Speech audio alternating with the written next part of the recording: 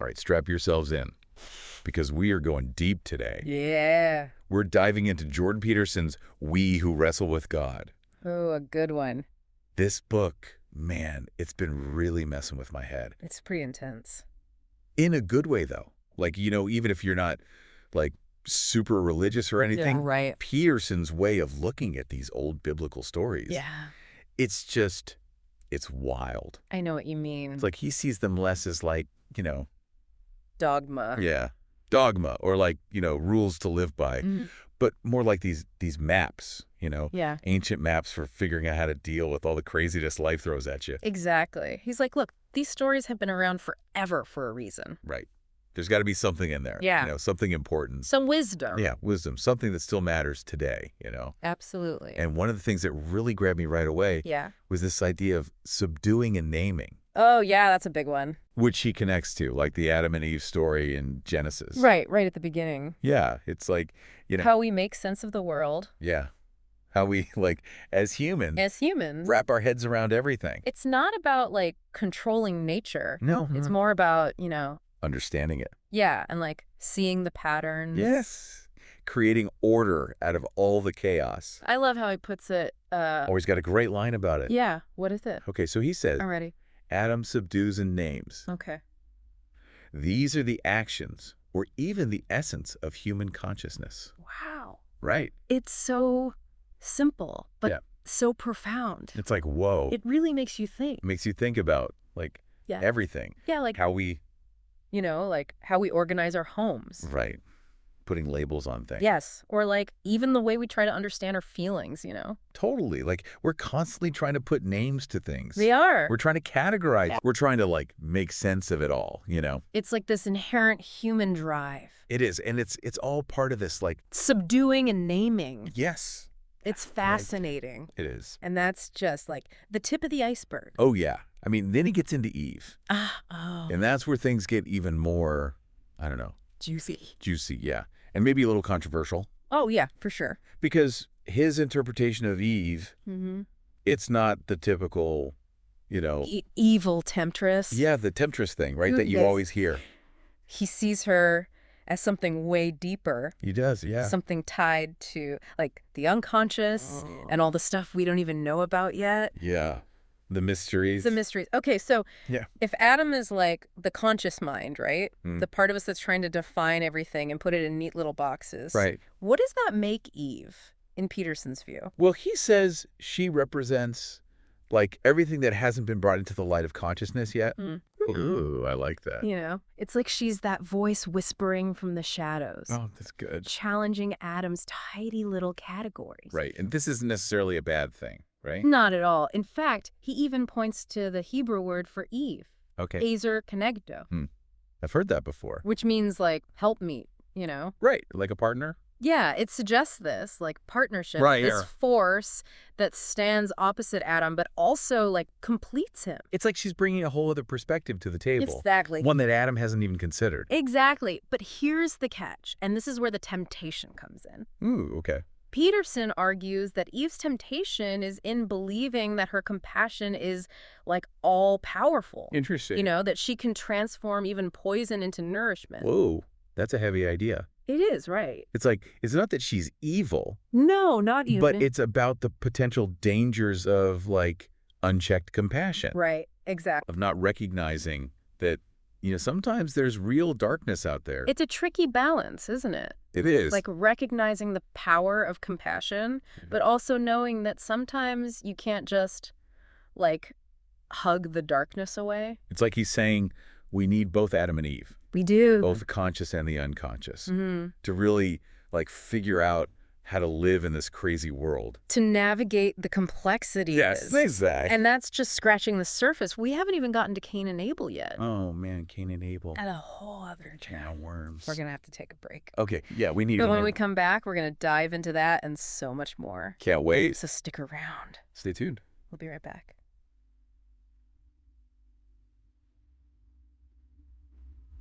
So Cain and Abel, huh? Oh, man.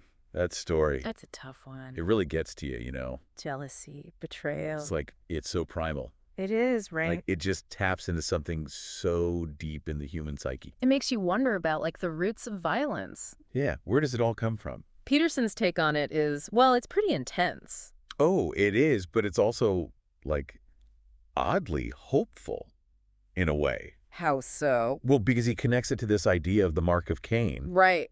Right. which, in the Bible, it's like this symbol of both punishment and protection. It's like this paradox. It is. And Peterson, he really dives into that. He does. He's like, even someone who's done something truly terrible, like even Cain, who murdered his own brother, Yeah. he still needs a certain level of protection. Interesting. Not just for his own sake, Right? but for the sake of, like, maintaining order in society. That's a tough one to swallow. It is. Right. It's like, You want justice. you want justice, but you also... But chaos isn't the answer either. Exactly.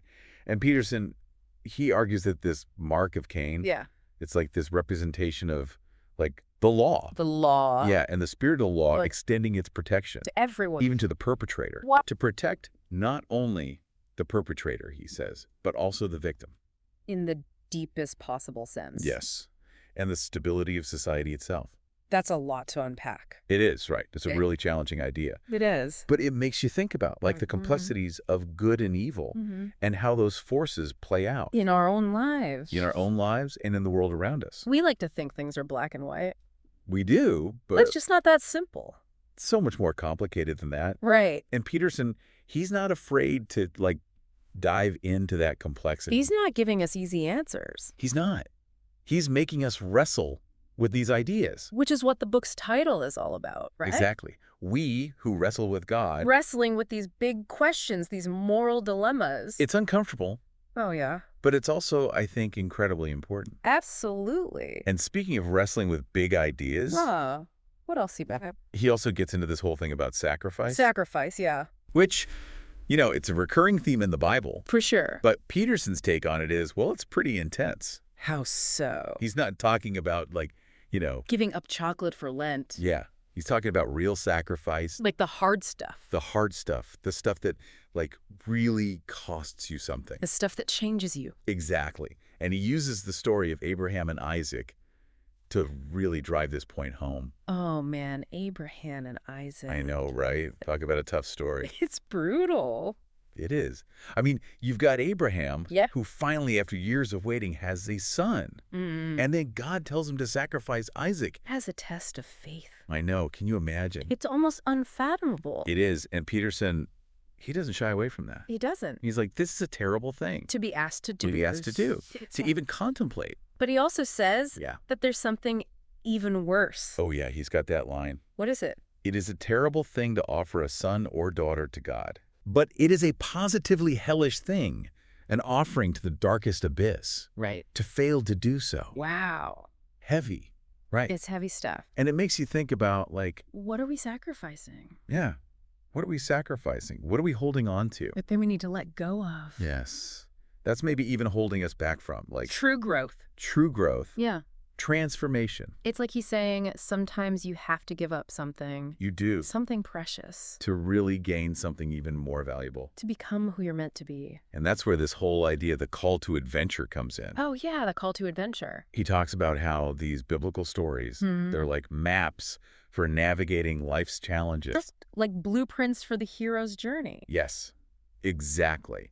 And he sees it in characters like Abraham, Obviously. but also in Moses, Leading his people out of slavery. and even in Jonah. Jonah running away from his calling. I know, ending up in the belly of the whale. That's a pretty intense adventure. It is, right. But it's like, It's like he's saying, you can't escape your destiny. you can try. You can try, but The eventually universe will catch up to you. it will.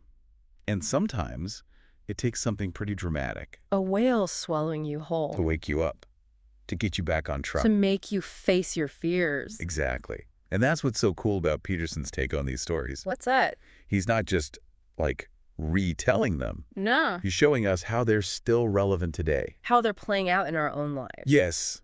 In our own struggles, our own fears, our own attempts to run away from what we're meant to do. It's like he's holding up a mirror. He is.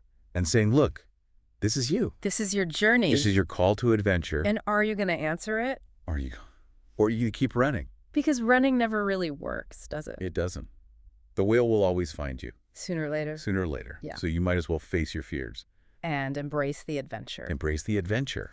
And that's what we're going to be talking about more after the break. So stick around. Yeah. All right. So we're back. And, we've been talking about all these big ideas in Peterson's book. Yeah, it's a lot to take in. It is. But one thing that really stood out to me What's that? is how he looks at the feminine.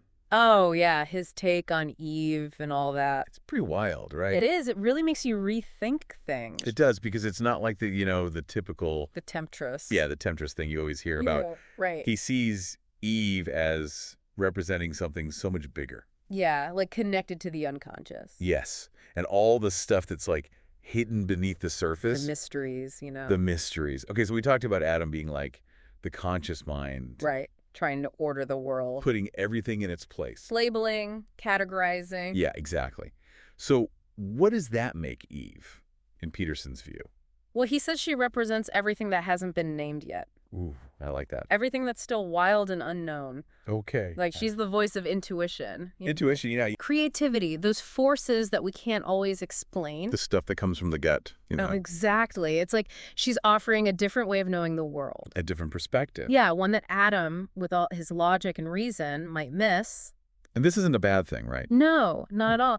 In fact, Peterson sees it as a necessary tension, Yeah. like a balance between these two forces. You need both. Exactly. The conscious and the unconscious, the masculine and the feminine. He even talks about that Hebrew word for Eve again. Ezer kenegdo. Yeah, the helpmeet idea. Right, it's about partnership, not subservience. Like they need each other. They do, to fully understand the world and, like, their place in it. But then there's the whole temptation thing. Right, the apple.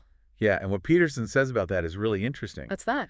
He says Eve's temptation is in believing that her compassion can conquer everything. Oh, wow, that's deep. Right, like that her love and empathy can transform even the most dangerous things. So it's not about her being evil. No, not at all. It's about the dangers of, like, unchecked compassion. Of thinking you can just hug the darkness away. Yeah.